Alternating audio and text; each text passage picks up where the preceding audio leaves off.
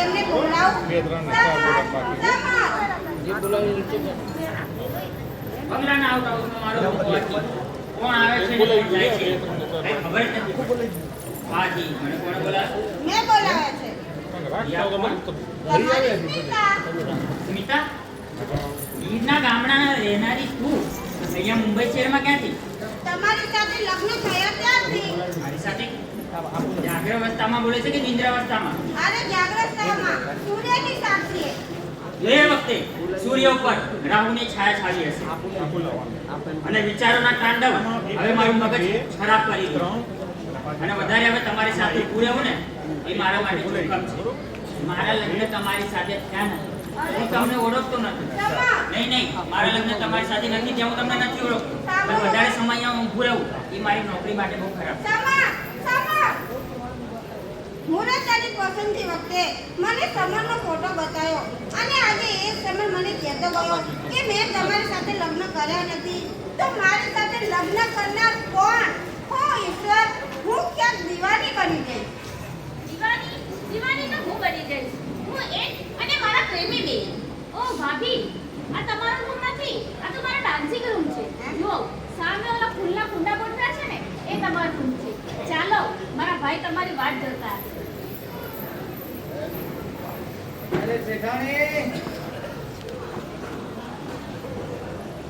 શેઠાણી આવ્યો પણ ઈડો ઘટ જીતીને આવ્યો. મોરના ઈંડા જેવી વહુ લાવ્યો છું, તમે જોઈ?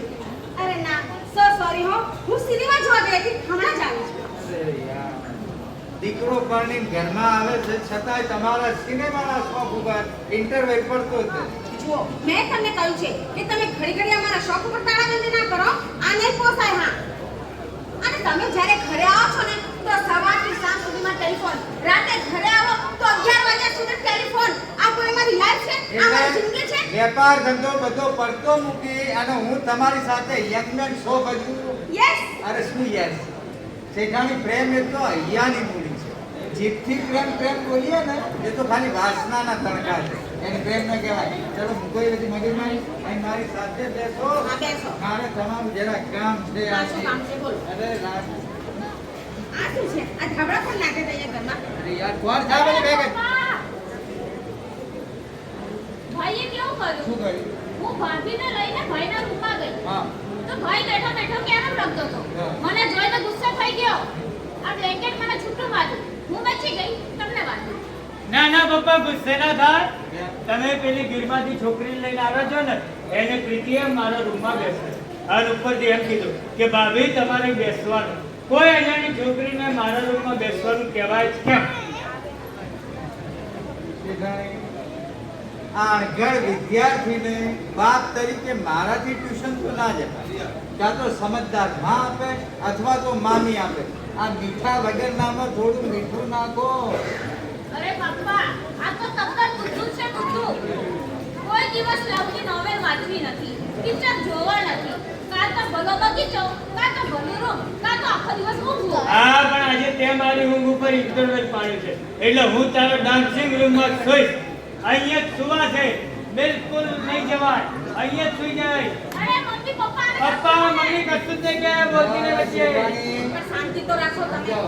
હું અહીંયા આગળ જ સુઈ જઈશ. 1 2 3. My lovely boy. બોલો મારી દાઈબા. શું દાઈબા? મમ્મી નથી બોલી શકતો? મમ્મી. હા, તારા રૂમમાં આવી છે ને એ તારી પત્ની છે. તારી સાથે બેસવું જોઈએ, વાતો કરવી જોઈએ, એને હસતી રાખવી જોઈએ. જો હું પણ સ્ત્રી છું ને તો આ તારા પપ્પા મારી બાજુમાં ક્યાં બેસે છે, વાતો કરે છે? પણ મારા પપ્પા તો બૈરા જોડે બેહી રીઢા થઈ ગયા છે. જુઓ, આ દીકરો બાપની ઓળખાણ આપે. અને હું તો સ્ટાન્ડર્ડ સ્ટીલની ફેક્ટરીમાંથી નીકળી ગયેલા પોલીસ વગરના પ્યાલા જેવો છું. પણ બેટા, તારે એને હસતી બનાવવી જોઈએ, એની સાથે વાતો કરવી જોઈએ. એ છોકરો છે કે છોકરી? છોકરી છે. છોકરો હોય તો વાત કરો. ના પપ્પા, તમે જ કહેજો. કોઈ અજાણી છોકરી સાથે વાત કરીએ એમાં આપણા ઘરની એટીટ્યુડ છે. એ હકીકત છે દીકરા. ઉઠા તારા બધા અને હાલ સીધો તારા રૂમમાં જજે. પ્રીતિ, આના રૂમમાં જા ને એટલે બાકી દરવાજો બંધ કરી દેજે. સીધો તારા રૂમમાં જજો. નહીં તો વાહામાં ફળાક ફળાક છોટી પર જાય. શેઠાણી ચાલો ક્યાં? આજથી દરવાજો બંધ કરી દેજે. હા. અરે પહેલા ચોટિયા ભરી ભરી અને અજાણી છોકરી સાથે પરણાવ્યો. હવે મારવાની બીક બતાવી અને અજાણી છોકરી બેઠી છે ત્યાં મોકલે છે. હું તો નહીં જોઉં. જા. એ મૂર્ખા, આ ફર્સ્ટ નાઈટ તે કેવા છબેડા વાળ્યા. એમ.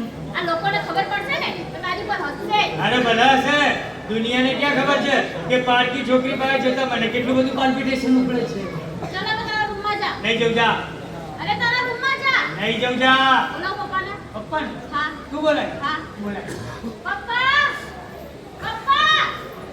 આયા નહીં આવે. કેમ? ટાઈમ થઈ ગયો. હમણાં બોલાવ. પપ્પા. મારીશ નહીં ગપ્પા.